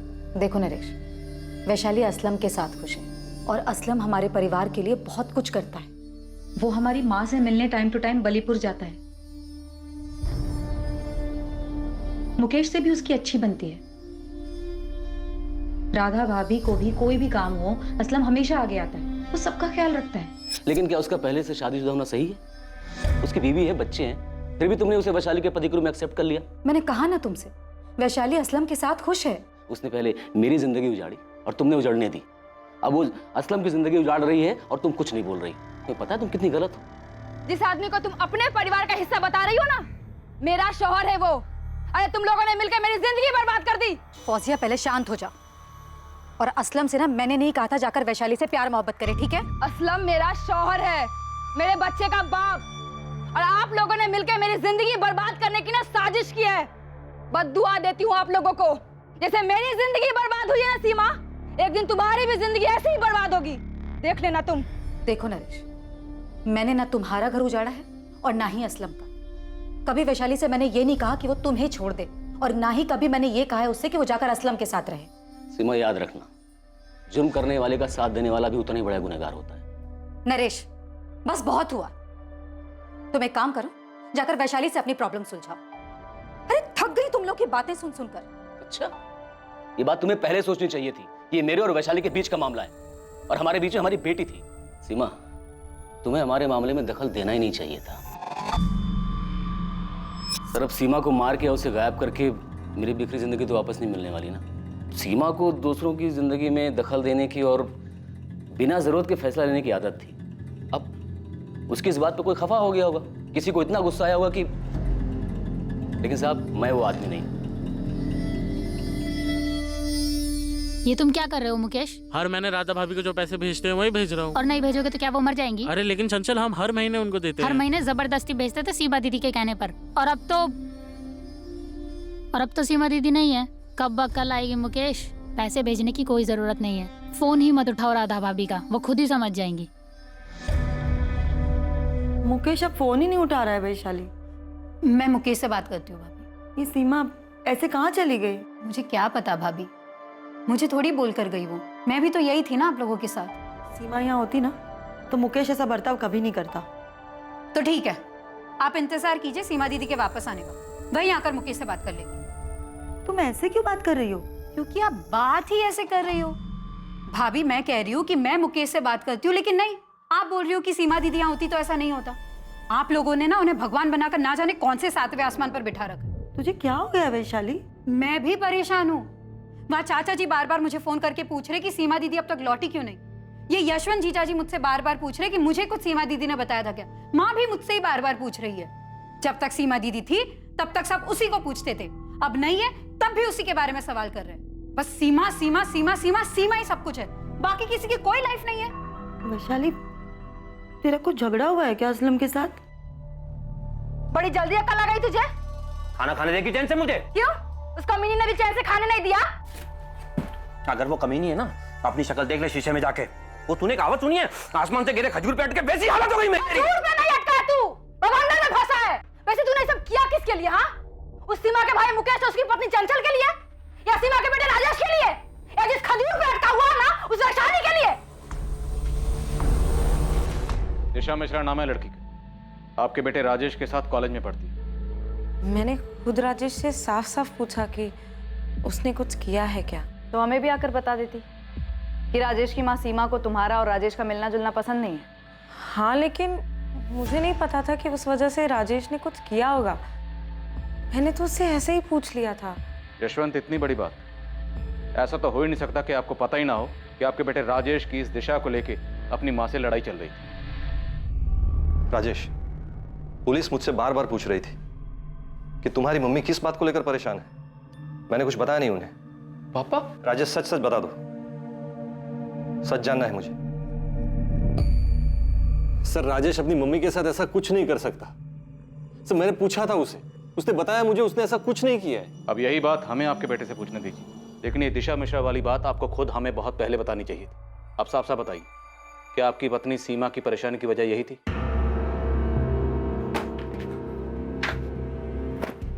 अरे क्यों भाग रहे हो यहाँ से? बताना पड़ेगा तुम्हें असलम, क्या किया तुमने?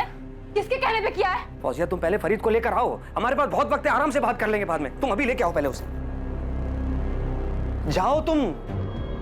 हाँ, थी अनबन राजेश और उसकी मम्मी के बीच दिशा को लेकर, लेकिन राजेश ऐसा कुछ नहीं कर सकता। सर, राजेश जो भी है अपनी मम्मी से, हमें शुरू से यही शक था कि सीमा का कोई करीबी ही उसे उस फर्जी मुख्तार सैयद से मिलवाने के लिए होटल रेड शाइन लेकर गया। यशवंत, क्या वो अपने बेटे राजेश के लिए वहां गई थी? सर, मुझे नहीं पता सीमा क्यों गई थी, लेकिन हाँ सर, वो राजेश को लेकर परेशान थी। मुझे अपनी जिंदगी में क्या करना है ये मैं खुद डिसाइड कर सकता हूँ। राजेश, अपनी आवाज नीचे करो। तो आपको अपनी आवाज उठा लेनी चाहिए थी। राजेश, तुम बस करो मम्मी, बहुत हो गया। यहाँ सब आपके गुलाम नहीं है। तेरा ना दिमाग खराब हो गया है। अरे अभी तू फर्स्ट ईयर में है, पूरी जिंदगी पड़ी है तेरी। इस तरह लड़की के पीछे ना अभी पागल मत बन तू, समझा? तेरी मम्मी कौन सा तुझे उस लड़के के साथ दोस्ती तोड़ने को बोल रही है? तो क्या नाटक लगा रखा है? अब भी कभी शादी करनी है? 18 साल के हो तुम लोग। उस लड़की के माँ बाप क्या तुझे? उसके माँ बाप मम्मी की तरह नहीं है, जिन्हें लगता है कि सिर्फ वो ही सबकी जिंदगी के फैसले ले सकती है। अगर तू अपनी भलाई सोच सकता ना तो आज अपने माँ बाप के बारे में ना ये बात नहीं करता। माँ बाप नहीं मम्मी, सिर्फ माँ। मैं पापा के बारे में कभी ऐसा नहीं बोल सकता, क्योंकि वो कभी दूसरे की जिंदगी में दखल नहीं देते। तुम देती हो, मैंने देखा है। तुम सबके साथ बुरा बर्ताव करती हो। किस तरह वैशाली मौसी और मुकेश मामा को तुम नीचा दिखाती हो। तुम खुद को भगवान मानती हो। बस राधा चाची तुमसे वफादार है क्योंकि तुम उन पर तरस खाती हो, वरना कोई तुम्हारी दिल से इज्जत नहीं करता, क्योंकि तुम खुद को भगवान मानकर सबकी जिंदगियों के फैसले लेती हो। लेकिन तुम मेरी जिंदगी की भगवान नहीं बन सकती, और मेरे लिए तो बिल्कुल भी नहीं। जाओ दूसरों की जिंदगी पर राज करो। मैं तुम्हें अपनी जिंदगी के फैसला का मोहताज नहीं बना सकता। हाँ सर, मेरी माँ स्वभाव की स्ट्रांग थी, वो सबकी जिंदगी के फैसले लेती थी। जरूरत ना पड़ने पर भी वो दूसरों की जिंदगी में दखल देती थी। ये आदमी कौन है राजेश? मुझे नहीं पता। सबसे पहले तुम्ही ने पॉइंट आउट किया था कि मुख्तार सैयद की दाढ़ी मुझे नकली है। मैंने नोटिस किया था, कोई भी कर सकता है। राजेश, तुम और तुम्हारी गर्लफ्रेंड दिशा पहले से हमारे शक के घेरे में। सर, दिशा का इन सबसे कोई लेना देना नहीं है। तो फिर किसका लेना देना है, तुम्हारा?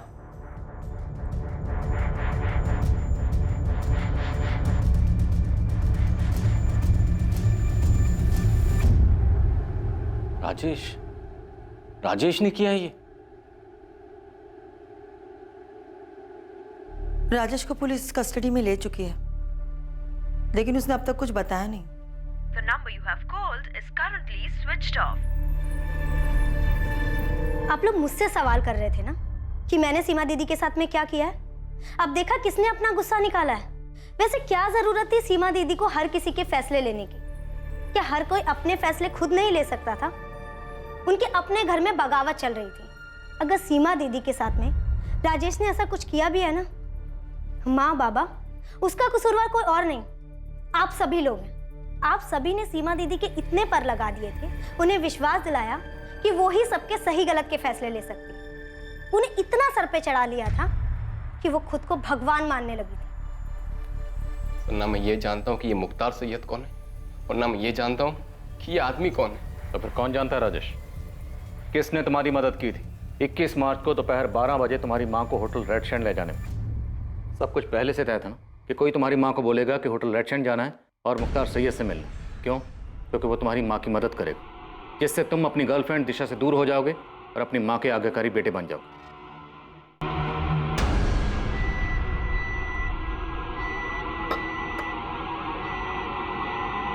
ये जो बुरी ताकतें हैं सीमा, हमें उन पर काबू पाना है। जो तुम्हारे मंसूबे पर बुरी नजर डाल रहे हैं, उन बुरी नजरों को हमें दूर करना है। लो,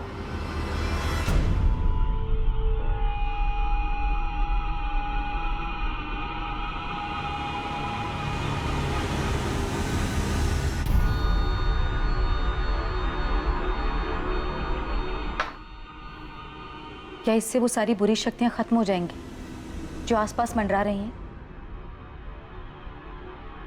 ये सब कुछ साफ कर देगा सीमा, सब कुछ, सभी बुरी शक्तियों को नष्ट कर देगा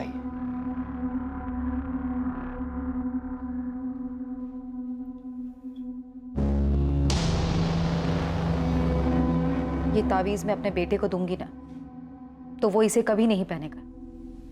वो मुझसे नाराज है, वो मेरी बात नहीं मानेगा। उसे लगता है कि मैं उसकी दुश्मन हूं। ये उसे पहनने के लिए मत बोलना, उसके बैग में एक छोटा सा पॉकेट बनाकर उसमें रख देना। ये अपना काम करना शुरू कर देगा और धीरे धीरे वो संभल जाएगा। मेरी किसी ने मदद नहीं की सर, किसी ने भी नहीं। हाँ, मैं बात नहीं कर रहा था मम्मी से, नाराज था मैं उनसे, लेकिन मैंने नहीं मारा उनको। मारा? मतलब हमारा शक सही था? उनकी मौत हो चुकी? सर 2 हफ्तों से ज्यादा हो गए। मम्मी खुद से घर से जाने वालों में से नहीं है। क्यों जाती वो? इतना पावर था उनके पास, सब उनके इशारों पे चलते थे। राजेश, तुम्हारी माँ तुम्हारे परिवार की ताकत थी, जो दूसरों के दुख दर्द में उनका साथ देती थी, दूसरों की मुश्किलों को हल करती थी, दूसरों के फैसले लेती थी। हाँ, हो सकता है कुछ फैसले उन्होंने गलत लिए, पर इससे किसी को उनको मारने का हक नहीं मिल जाता। मैंने नहीं मारा अपनी मम्मी को, नहीं मारा है मैंने। हो सकता है मेरी वजह से वो बहुत तकलीफ में थी, मेरी कोई बात बहुत ज्यादा बुरी लगी होगी उन्हें, लेकिन मैं क्यों मारूंगा अपनी मम्मी को? 21 मार्च को होटल रेड शाइन कौन ले गया था उन्हें? घर का ही कोई आदमी था जो तुम्हारी मदद कर रहा था। 21 मार्च को सुबह 8 बजे असलम शेख ने फोन किया था तुम्हारी मम्मी को। तुमने 21 मार्च की सुबह सीमा से बात की, जिस दिन वो लापता हुई। जी जी जी, बात की थी हमने। राजेश, क्या वो आदमी असलम शेख था? मुझे नहीं पता, मैंने नहीं मारा अपनी मम्मी को sir. I really miss sir.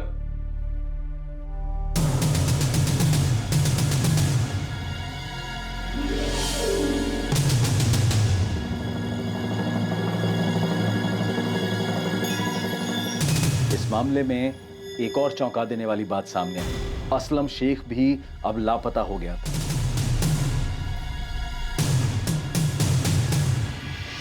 मैं खुद असलम को फोन लगा रही हूँ, कल से उसका फोन बंद आ रहा है। कहाँ भाग गया वो? उधर हम राजेश तक पहुँचते हैं और इधर असलम भाग जाता है। मुझे भी नहीं पता, मैं खुद उस तक पहुँचने की कोशिश कर रही हूँ। उसका छोटा भाई शमशेर भी नहीं जानता कि असलम चला कहाँ गया है।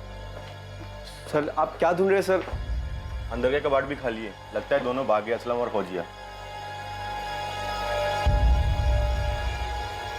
कहाँ गए दोनों? सर नहीं पता सर, महबूब नगर में अम्मी अब्बू को भी फोन किया था सर, वहाँ पे भी नहीं है। देख इतना तो साफ है कि ये सब कुछ असलम का किया जा रहा है। अगर जल्द हाथ नहीं लगा ना, बुरा फंसेगा। अब ये बात पूरे परिवार को पता चल चुकी थी कि सीमा के साथ हुई इस वारदात में असलम शेख का ही हाथ था। और उनके लिए और भी चौंकाने वाली बात यह थी कि सीमा का बेटा राजेश खुद एक संदिग्ध था। शायद अपनी मां को फंसाने की साजिश में असलम शेख से मिला हुआ था। सीमा को पहले जाल में फंसाना, फिर उसकी हत्या कर देना, यह साजिश अब साफ होती जा रही थी। लेकिन असलम तक पहुंच पाना और यह साबित कर पाना कि इसमें राजेश का भी हाथ है, अब भी बहुत मुश्किल नजर आ रहा था। क्या सच में राजेश का अपनी मां की हत्या में हाथ था? बड़ी थी वो, तुम सबसे बड़ी। तुम्हारे पापा के गुजर जाने के बाद मैं बिल्कुल टूट गई थी। मुझे खुद समझ में नहीं आ रहा था कि इतनी सारी जिम्मेदारियां मैं कैसे संभालूंगी। तब सीमा ने आगे बढ़कर सब कुछ संभाला था। वो भी कह सकती थी कि उसका अपना परिवार है जिसे उसको संभालना है। ये परेशानियां, ये जिम्मेदारियां उसकी नहीं है, पर उसने जो किया सिर्फ तुम लोगों के लिए किया, एक हक के साथ कि ये परिवार उसका है।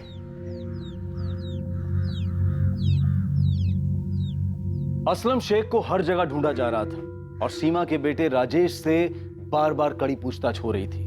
लेकिन राजेश अपने बयान से हिलने को तैयार नहीं था। वो ये मानने को तैयार नहीं था कि उसकी मां की हत्या में उसका कोई हाथ है। और सच्चाई भी यही थी कि राजेश का अपनी मां को फंसाने और उसकी हत्या में कोई हाथ नहीं था। सर ये असलम शेख जहां भी जा सकता है, दोस्त, रिश्तेदार, उन सबके घर के आसपास खबरियों को तैनात कर दिया। और अभी तक उसका कुछ पता नहीं चला? नहीं सर। दिनेश, ऐसे कहाँ गायब हो गया वो? सर मुझे लगता है कि असलम को पता चल गया था कि हम इस केस को सुलझाने के काफी करीब आए। सर, राजेश से 15वीं बार पूछताछ कर चुके हैं। वो अपने बयान पर डटा हुआ है और उसके खिलाफ हमें कोई सबूत भी नहीं मिला है। सर आई फील राजेश इस केस में इन्वॉल्व नहीं है। क्यों? सर इतना तो पक्का हो गया कि असलम शेख इसमें इन्वॉल्व है, लेकिन असलम राजेश के लिए ये सब क्यों करेगा? सर आई मीन असलम को कोई तो फायदा होना चाहिए। राजेश असलम को ऐसे क्या दे सकता है कि असलम राजेश के लिए ये करे? अगर फायदे की बात है तो फिर मुकेश हो सकता है। उसकी पुश्तैनी घर और जमीन सीमा उसे बेचने नहीं दे रही थी।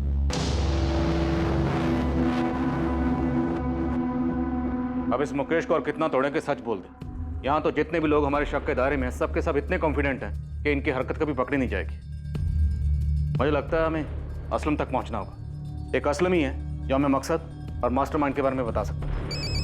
एक्सक्यूज मी, पिंटू है। हाँ पिंटू बोल। सर मैं भोजपुर में हूँ। असलम के भाई शमशेर का पीछा कर रहा था कि अगर असलम इन्वॉल्व होगा तो शमशेर कुछ जानता होगा। साहब खजाना हाथ लगाए। क्या हाथ लगाए? मुख्तार सैयद साहब, वो फर्जी आदमी शमशेर का दोस्त निकला। यहाँ पर है, शोएब मिर्जा नाम है उसका। आप जल्दी पहुंचे। एक तरफ पुलिस शोएब मिर्जा को उठाने निकली जो मुख्तार सैयद होने का ढोंग रचा रहा था, और दूसरी तरफ पुलिस ने असलम शेख के छोटे भाई शमशेर को उठाया। आइए सब, ये वाला सामने वाला घर है।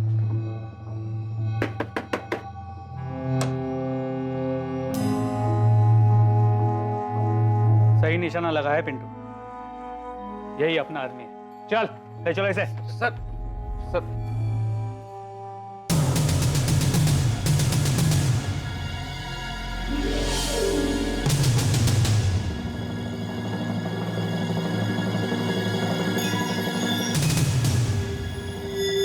माशाअल्लाह, सही लग रहे हो शोएब। शुक्रिया असलम मियां। मस्त, एकदम मस्त एक्टर हो गया तू। हाथ तोड़ो या पैर तोड़ो शमशेर? कुछ मत कीजिए साहब, मैं सब बताता हूँ साहब। मैं तो सिर्फ असलम भाई की मदद की। इस मदद की कोई खास वजह? वजह नहीं पता साहब, लेकिन असलम भाई सीमा दीदी को मारना चाहते थे और सारा प्लान भी असलम भाई ने बनाया और सब कुछ उन्होंने सेट किया साहब। और असलम भाई ने जो जो कहा हमने वही किया साहब। बिल्कुल सही इलाज लेके आया हूँ राजेश के लिए। मैं भी इनमें मानता हूँ, बहुत अच्छे से मानता हूँ। मुझे यकीन है राजेश एक दिन सही रास्ते पे आ जाएगा। अच्छा तो कब मिल सकती हूँ मैं मुख्तार भाई से? आप आज ही मिल लीजिए। देखिए मैं तो गांव जा रहा हूँ, शमशेर आपको मिल जाएगा, वो आपको पहुंचा देगा। और मुख्तार भाई होटल रेड शाइन में आने वाले हैं लोगों से मिलने के लिए, आप भी चले जाइए। ठीक है। शमशेर, शमशेर जी 12 बजे पहुंच जाना, सीमा दीदी को बोला है। और गाड़ी कॉलोनी के कॉर्नर पे खड़ी कर देना। किसी भी कीमत पर होटल के अंदर मत जाना, सीसीटीवी कैमरे लगे हैं। उनको कुछ भी बोलना, कहना इंपॉर्टेंट फोन कॉल्स हैं मेरे। ठीक है भाई। जा तैयारी कर।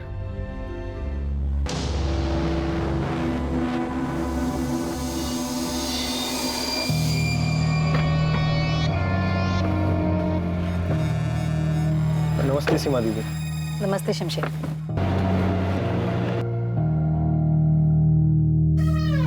दीदी आप होटल जाकर आ जाइए, मुख्तार भाई रूम नंबर 201 में है। मुझे कुछ कॉल करने ऑर्डर्स के सिलसिले में, तो आप जाकर आ जाइए, मैं यहीं वेट करता हूँ। फिर आपको राधा भाभी क्या ड्रॉप कर दूंगा। ठीक है शमशेर, मैं थोड़ी देर में आती हूँ।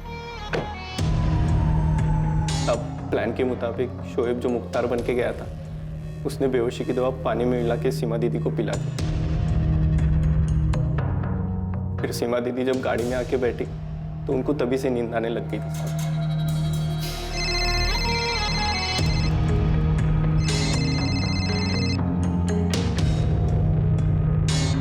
हाँ संतोष। हेलो सीमा, कहाँ पर हो? सब लोग वेट कर रहे हैं तुम्हारा। मैं पहुंच रही हूँ। वो एक सहेली के घर पे कुछ काम था, वो काम खत्म करके बस आ रही हूँ मैं। कहाँ पर हो तुम? हाँ संतोष, मैं आ रही हूँ, रास्ते में ही हूँ मैं तुम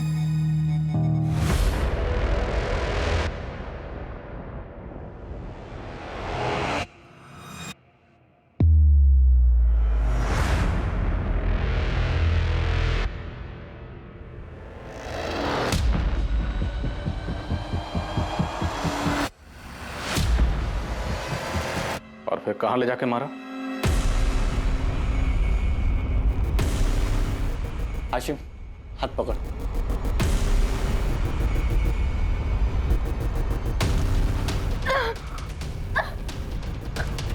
बॉडी कहाँ है शमशेर? साहब दुकान के अंदर वाले कमरे में। और जब रात में असलम भाई आए तो हमने क्या? हमने सीमा दीदी की बॉडी दीवार में चुनवा दी साहब।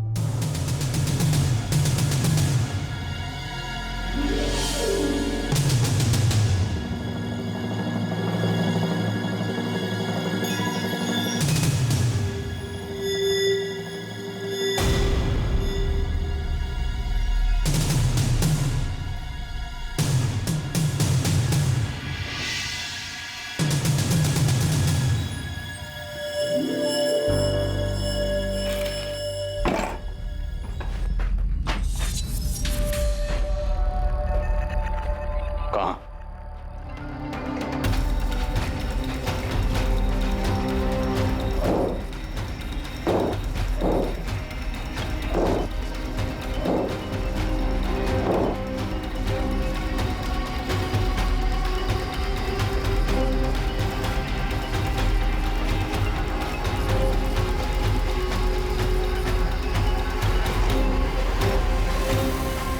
असलम सीमा को क्यों मारना चाहता था? नहीं पता साहब। तुमने बस उसकी मदद की है ना? वो मेरा भाई है साहब। लेकिन किस लिए? किसके साथ मिलकर इतनी बड़ी प्लानिंग की थी सीमा को मारने की? कारण कौन था?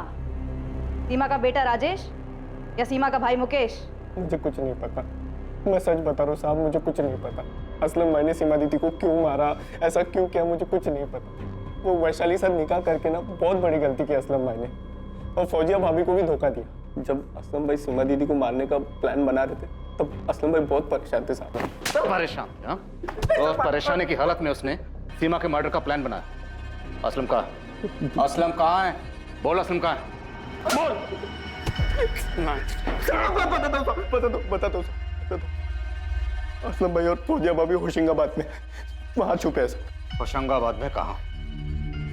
सीमा साहू को उसके बेटे राजेश से जुड़ी परेशानियों के हल का लालच दिया गया था, लेकिन सीमा को जाल में फंसाकर उसे बेहोश करना और फिर उसकी हत्या कर देने के पीछे का मकसद सबको चौंका देने वाला था।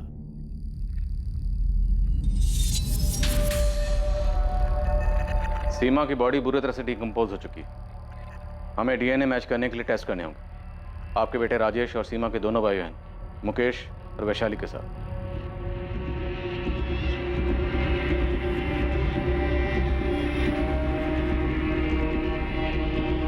दीदी की डेड बॉडी मिली है माँ। उन्होंने मुझे बुलाया डीएनए सैंपल्स के लिए। और वो असलम शेख, वो पकड़ा गया कि नहीं? उन्हें पता चल चुका है कि वो कहाँ छुपा है। सीमा, मेरे बच्चे।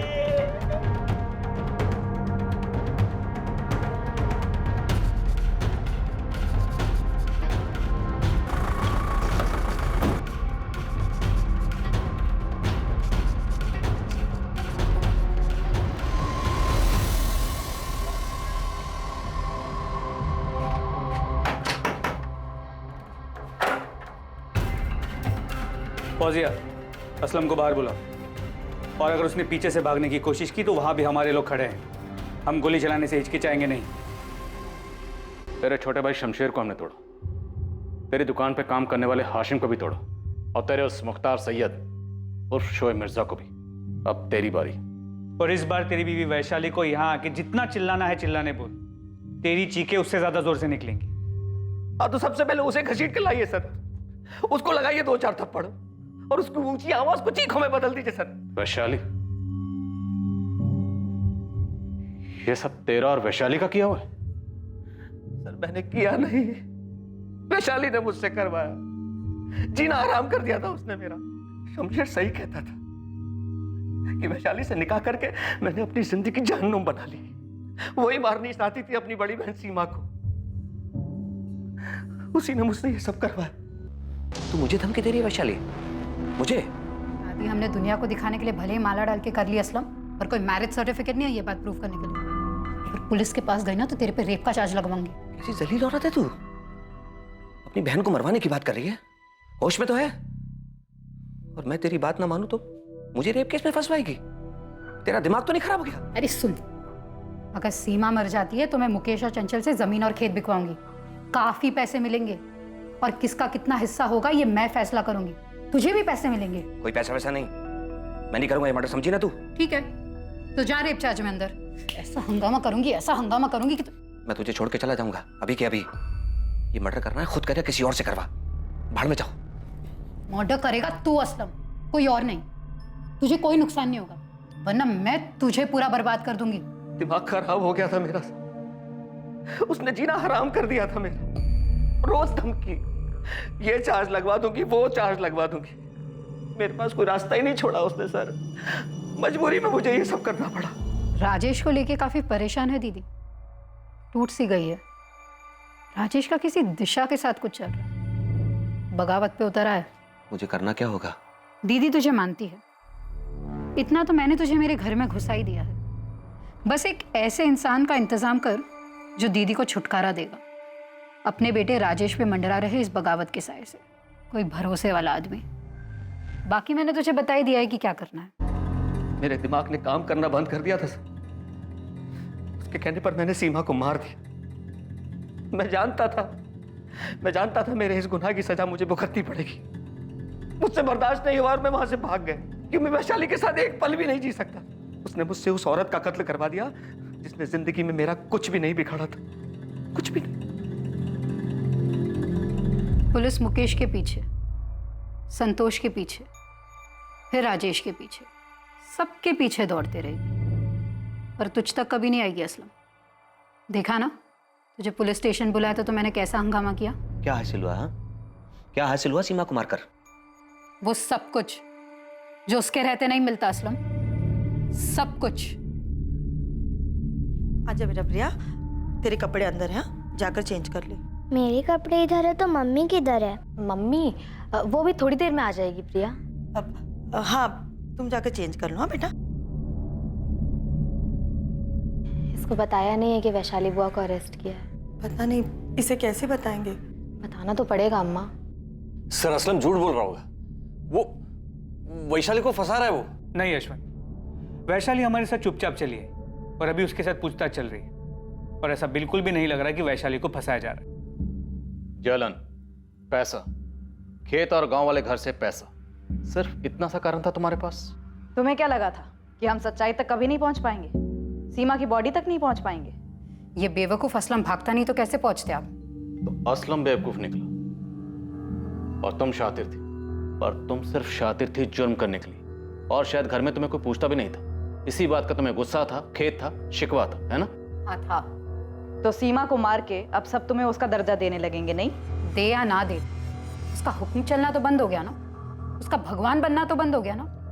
अब कोई उससे हर बात नहीं पूछेगा। बस इतनी सी प्रॉब्लम थी तुम्हें कि सीमा को सब मानते थे, तुम्हें कोई नहीं पूछता था? इतनी सी नहीं, बहुत ज्यादा प्रॉब्लम थी। मैं उससे सिर्फ 3 साल छोटी थी, कोई बच्ची नहीं हूं मैं। पर घर बेचना हो, खेत बेचना हो, किसको कितना मिलना चाहिए, किसको क्या करना चाहिए, क्या नहीं करना चाहिए, सब सिर्फ और सिर्फ उसी को पूछते थे। वही सारे फैसले लेती थी, वही सब कुछ चलाती थी। तो मार दिया मैंने उसे। लेकिन आपने देख लिया होगा, घर में सबको प्रॉब्लम थी उसके भगवान बन के बैठे रहने से। सब लोग चाहते थे कि सीमा नाम के सरदर्द से बस छुटकारा मिल जाए। हो सकता है तुम्हारे घर में बाकी लोगों को भी सीमा से प्रॉब्लम थी, पर किसी ने उसे मारने के बारे में नहीं सोचा। उसे मारने के बारे में सिर्फ तुमने सोचा। तुम जानती थी कि सीमा अपने बेटे राजेश को लेकर परेशान थी। तुमने उसकी इस कमजोरी का फायदा उठाया, उसे जाल में फंसाया और उसे दर्दनाक मौत दी। हाँ दी, मैंने उसे दर्दनाक मौत दी, क्योंकि मेरे अंदर भी बहुत दर्द था उसकी वजह से। असलम शेख, उसके भाई शमशेर शेख, हाशिम खान और शोएब मिर्जा को सीमा साहू के मर्डर के लिए दफा 302, किडनैपिंग के लिए दफा 364, सबूत मिटाने के लिए दफा 201, क्रिमिनल कॉन्स्पिरेसी के लिए दफा 120B और दफा 34 के तहत गिरफ्तार किया गया। साथ ही साथ सीमा साहू की बहन वैशाली नागपाल को भी सीमा के मर्डर के जुर्म में गिरफ्तार किया गया है। वैशाली की बेटी का ध्यान अब वैशाली की भाभी राधा रखती है। फौजिया ने असलम की वैशाली से दूसरी शादी को स्वीकार कर लिया था। अब वो ये स्वीकार कर रही थी कि असलम की दूसरी बीवी के साथ असलम भी एक अपराधी है। सीमा के बेटे राजेश को यह पछतावा था कि वो अनजाने में अपनी मां के लिए चिंता का कारण बन गया था, जिसे ढाल बनाकर एक जाल बिछाया गया जो सीमा की मौत का कारण बना। सीमा साहू परिवार का वो सदस्य थी जिसके पास सब लोग अपनी परेशानियां लेकर जाते थे, और ऐसा इसलिए नहीं था क्योंकि घर वालों ने उसे परिवार का मुखिया चुना था, बल्कि सब लोग उसके पास इसलिए जाते थे क्योंकि वो एक बहुत ही जिम्मेदार महिला थी, सबकी सुनती थी और अपनी जिम्मेदारी बखूबी निभाती थी, और उसमें वो सारी खूबियां थी जो एक अच्छे मुखिया में होती है। वैशाली जो सीमा की जगह लेना चाहती थी, सारे फैसले खुद करना चाहती थी, क्या वो इस परिवार का नेतृत्व करने में सक्षम थी? क्या वो असल में सीमा की तरह ये जिम्मेदारी संभाल सकती थी? वैशाली की नाराजगी और उसके असंतोष ने न सिर्फ उसको बल्कि उसके पति असलम शेख को भी अपराधी बना दिया। एक मुखिया बनने के लिए या मुखिया होने का दावा करने के लिए एक व्यक्ति को सबके लिए समान रूप से जिम्मेदार होना पड़ता है। और सबसे जरूरी बात यह कि समाज में, परिवार में या जहां भी हम काम करते हैं, वहां हमें जिम्मेदारी खुद अपने कंधों पर लेनी होती है। किसी भी हद तक जाकर किसी को अपने रास्ते से हटाकर उसकी जगह लेने से हम वो इंसान कभी नहीं बन पाते हैं जिसकी जगह हम लेना चाहते हैं। जय Hind. For more updates, subscribe to our channel, click the show links and enjoy watching the videos.